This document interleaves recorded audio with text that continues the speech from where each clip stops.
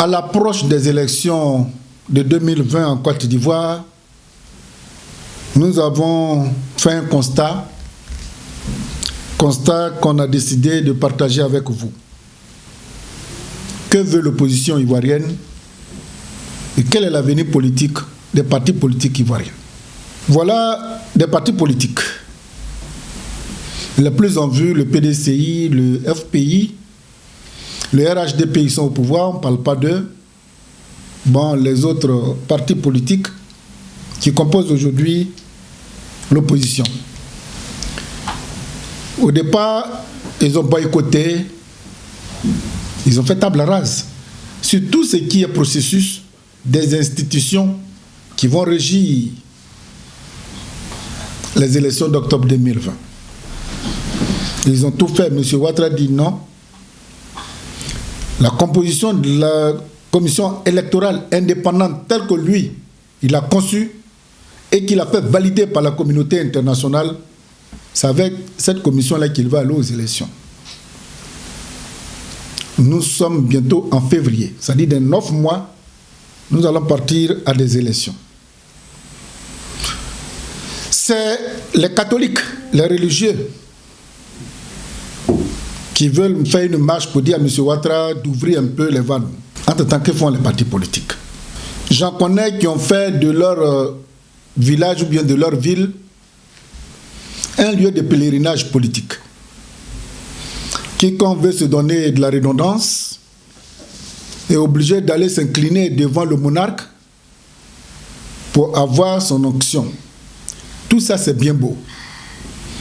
Mais si ces partis politiques estiment véritablement que la Côte d'Ivoire est engluée dans ce qu'eux, ils appellent la dictature, cette manière de se comporter n'est pas digne de partis politiques. Voilà des partis politiques. On tue des élèves, on viole des enfants, on casse les maisons des gens, on fait tout. Ils sont assis chez eux.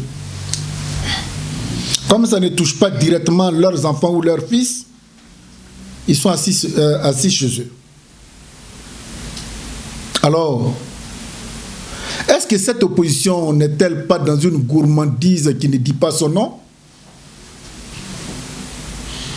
Parce que si ce n'est pas le cas, ce n'est pas les occasions qui manquent en Côte d'Ivoire. Hélas. Je dis bien hélas. La Côte d'Ivoire va bientôt partir à ces élections-là. Ce que je voudrais dire, et ça je le dis avec sévérité, dans ces conditions, nous voyons tous, dans ces conditions, que demain matin, il y a des gens qui se disent leaders politiques qui vont aller compétir pour dire non, ils ont volé ma victoire. Allons chercher ma victoire. Je vous dis à tous ceux qui m'écoutent, à l'état actuel des choses, quiconque participera à ces élections et qui vient dire que ces résultats ont été volés, demandant aux enfants de descendre dans la rue pour une fois retourner-vous contre celui-là. Les partis politiques ivoiriens n'aiment pas la Côte d'Ivoire. Les partis politiques, nos leaders, ils n'aiment pas la Côte d'Ivoire. À voir leur comportement, simplement, ils sont trop méchants. Ils sont égoïstes et méchants. C'est pourquoi je dis, on peut ne pas aimer le lièvre, mais il faut reconnaître ses qualités de bon coureur. Alassane Dramane Ouattara, quand il veut quelque chose, il se donne les moyens et puis il les a. C'est quoi ce piétinement? C'est la souffrance du peuple de Côte d'Ivoire qui est devenu le fonds de commerce des partis politiques. Comme si cela ne suffisait pas, maintenant il y a des individus qui s'y sont ajoutés. Ils font des posts, ils font des... Grâce à Facebook aujourd'hui, il y en a qui font des directs. Et puis on les accoste.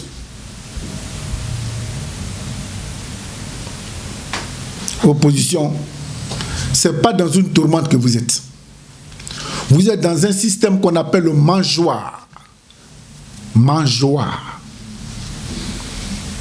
Parce que pour des gens qui sont déterminés, soi-disant, que la Côte d'Ivoire ou les Ivoiriens vivent dans des difficultés énormes et que vous voulez conquérir le pouvoir pour apporter votre amendement ou votre manière d'appliquer votre vision des choses pour que les Ivoiriens vivent heureux, ce n'est pas ce comportement-là que vous devez avoir. Je ne vous demande pas de changer de stratégie. Restez dans votre léthargie. Mais ne venez pas dire aux enfants des gens d'aller dans la rue parce que le RHDP a gagné la victoire au premier tour. Tout est fait pour que le RHDP prenne le pouvoir KO. Premier coup, KO. C'est là vous allez venir branicher. Soit vous reconnaissez que vous êtes incapable et qu'il y a des incapacités qui vous bloquent. Laissez M. Ouattara aller aux élections. Ne venez pas raconter votre vie. Ne venez pas du tout raconter votre... Les Ivoiriens sont fatigués de mourir pour des gens qui ne sont même pas reconnaissants de leur cause. Les Ivoiriens vous ont fait quoi? C'est pour cette raison que je dis je ne crois plus aux partis politiques. Et c'est mon petit doigt me dit que quand M. Ouattara, M. Bédié, M. Gbagbo, Soro Guillaume, tout consort là, le jour où ils vont fléchir genoux, tous les partis politiques de Côte d'Ivoire vont se renverser, vont exploser. Parce que le peuple voit que ceux qui les ont pris en otage là, ce n'est pas M. Ouattara. Le danger de la Côte d'Ivoire, ce sont les Ivoiriens eux-mêmes. Et surtout, ceux qui sont à la tête des partis politiques. Maintenant, ils sont en train d'être aidés par les religieux. Où vous voulez qu'on aille? Où vous voulez qu'on aille? Je voudrais simplement vous dire que j'avais voulu mener un combat.